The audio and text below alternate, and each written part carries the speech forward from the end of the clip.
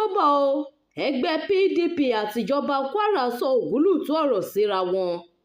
Ẹgbẹ́ òṣèlú PDP nípínlẹ̀ Kwara ti ṣe àpèjúwe ìgbìyànjú gómìnà Abdulrahman Abdulrazak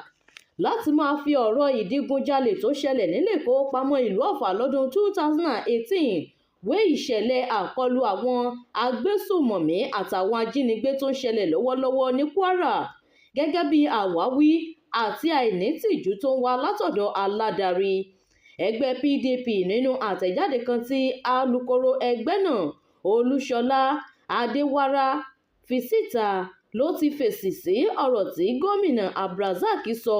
lásìkò tó ṣàbẹ̀wò sílùú Òkè-Ọdẹ lọ́jọ́bọ̀ Thursday ọjọ́ 2 oṣù kẹwàá ọdún 2025 yìí, níbi tó ti sọ pé gómìnà gbìyànjú àti yọ ẹ̀bi kúrò lọ́rùn ara rẹ̀ lórí ètò ààbò tó mẹ́hẹ ní Kwara pẹ̀lú bó ṣe tún lo àwọn ìṣẹ̀lẹ̀ èyí tó ti ṣẹlẹ̀ sẹ́yìn lórí ìdígunjalè tó wáyé nílé ìfowópamọ́ ìlú Ọ̀fà síta, tó sì ní èyí ti fi gómìnà hàn pé kò ní àgbọ́yé nípa ipò tí wọ́n dìbò yàn sí láti máa wá ojútùú sí ìṣòro àwọn ará ìlú. Àtẹ̀jáde náà fi kún wípé bí gómìnà Abdulrazak ṣe ń ṣe àfiwé ìṣẹ̀lẹ̀ láabi kan ṣoṣo tó wáyé lásìkò náà tí ṣe ìṣẹ̀lẹ̀ ìdígunjalè tó fi ń wé ohun tí ó ń ṣẹlẹ̀ lọ́wọ́lọ́wọ́ ní ìpínlẹ̀ Kwara, ó ní wípé kò bá ojú mu tó o. Bákan náà ló ní wípé irú ìṣẹ̀lẹ̀ èyí tó wáyé lọ́dún 2018 ó máa wáyé lẹ́ẹ̀kọ̀ọ̀kan láwọn ilẹ̀ òkèrè tí wọ́n ti ní ìdàgbàsókè pẹ̀lú, tó sì jẹ́ wípé níṣe ni irú ìṣẹ̀lẹ̀ yìí kò ṣeé fi wé èyí tó ń ṣẹlẹ̀ lọ́wọ́ nípínlẹ̀ Kwara, tó jẹ́ wípé ìṣẹ̀lẹ̀ náà ló ti lé ọ̀pọ̀ kúrò ní ìlú wọn ní àsìkò yìí. Bákan náà òun ni ó fi kún wípé eléyìí ti wá fi hàn pé gómìnà ìpínlẹ̀ Kwara ni kò ní àgbọ́yé nípa ìṣòro àwọn ènìyàn rẹ̀, tó sì jẹ́ wípé eléyìí kò bá ojú mu tó rárá. Bákan náà ló ní wípé àìní ìmọ̀ nípa ìṣòro tí àwọn ènìyàn dojúkọ ní Kwara kò lè jẹ́ kí gómìnà wá ọ̀nà àbáyọ sí i. Ẹgbẹ́ PDP ní òun rí ọ̀rọ̀ tí gómìnà sọ nílùú Òkè-Ọdẹ bí ìtàbùkù àwọn ènìyàn ìlú Ọ̀fà, tó jẹ́ wípé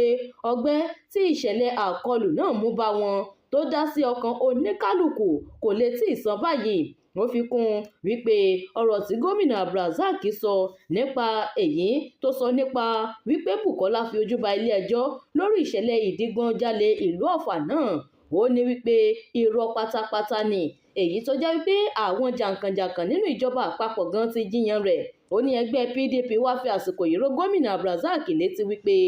ọ̀gá àgbà iléeṣẹ́ agbèfọ́ba tó jẹ́ ti ìjọba àpapọ̀ ìyẹn Mohammed UI ó ṣe àyẹ̀wò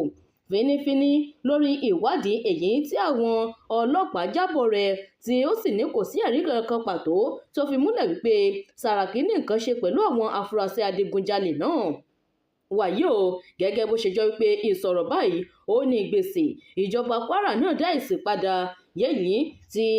ó sì fi léde nínú àtẹ̀jáde kan èyí tí olùbánidámọ̀ràn pàtàkì sí gómìnà ìpínlẹ̀ Kwara lórí ìròyìn Bashir Adigun buwọ́lù. Ó wípé ìjọba ìpínlẹ̀ Kwara ti gbọ́ nípa ọ̀rọ̀ àìbálàákàyè mu tí ẹgbẹ́ alátakò PDP sọ gbátẹnu Olúṣẹ́gun Adéwárá tí í ṣe agbẹnusọ ẹgbẹ́ ọ̀hún. Ìjọba Kwara sọ báyìí pé nínú iṣẹ́ ìṣe rẹ̀ ni kí ó máa gba iwájú gbẹ̀yìn kí ó sì máa lọ irọ́ lọ́rùn láti ṣègbè lẹ́yìn ọ̀gá rẹ̀ tí ilẹ̀ ń dòyìká mọ́ lọ́wọ́ báyìí, ìyẹn Bùkọ́lá Sàràkí. Ó ní Adéwárá nínú àìnítìjú rẹ̀ ó fẹ́ máa dánu, ó sì fẹ́ máa lé fùrù kọ́kọ́ lórí ìṣẹ̀lẹ̀ fẹ̀jẹ̀wẹ̀ burúkú eléyìí tó wáyé lọ́dún 2018 àti ipa èyí tí kò dára tí ìjọba PDP ṣe fún odidi ọdún 16 ní ìpínlẹ̀ Kwara. Ẹgbẹ́ APC ní àwọn ọmọ Kwara kò mà tí ì gbàgbé ọkọ̀ Toyota Mini SUV tí àwọn adigunjalè ọ̀hún lò nígbà náà, tí ó ní nọ́mbà ìdánimọ̀ èyí tó jẹ́ orúkọ Sàràkí. Ó ní ṣe bí ọkọ̀ náà òun ni àwọn tí wọ́n jẹ́ aláṣẹ tí wọ́n bẹ ní ipò nígbà náà ti palẹ̀mọ́ rẹ̀ nílẹ̀ tí wọ́n sì gbé pamọ́ kí wọ́n má bàa fi imú kàtà òfin. Wọ́n ní wípé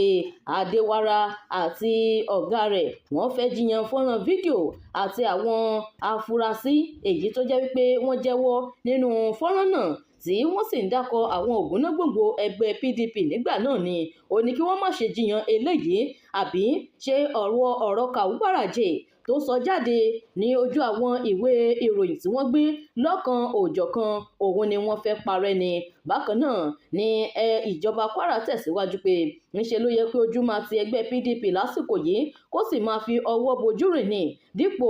mímú ti gómìnà Abdulrasaq gbọ́, ẹni tó jẹ́ pé bí ìlọsíwájú yóò ṣe bá ìpínlẹ̀ Kwara òun ló jẹ́ lógún. Bákan náà ni àtẹ̀jáde ọ̀hún tẹ̀síwájú wípé gómìnà ìpínlẹ̀ Kwara kò ṣàìmọ̀ nípa ìdojúkọ ti ìmẹ́hẹ ètò ààbò eléyìí tó jẹ́ wípé kì í ṣe ìpínlẹ̀ Kwara nìkan ló ti ń mì lògbòlògbò, gbogbo agbègbè àti ìpínlẹ̀ lórílẹ̀‐èdè Nàìjíríà ni. Níkàdí ìjọba Kwara ni ó sọ wípé níṣe ni òun yóò gba Adéwárà àtàwọn ọ̀gá rẹ̀ tí wọ́n tì lẹ́yìn ní ìmọ̀ràn o wípé kí wọ́n dákẹ́ ariwo lásán kí wọ́n sì yé pirọ́rọ́ bí ẹni wípé nǹkan kan láabi kò ṣẹlẹ̀ nígbà tí ẹgbẹ́ PDP tó wà ní orí ipò nítorí pé ọmọ ìpínlẹ̀ Kwara kò ní gbàgbé láéláé.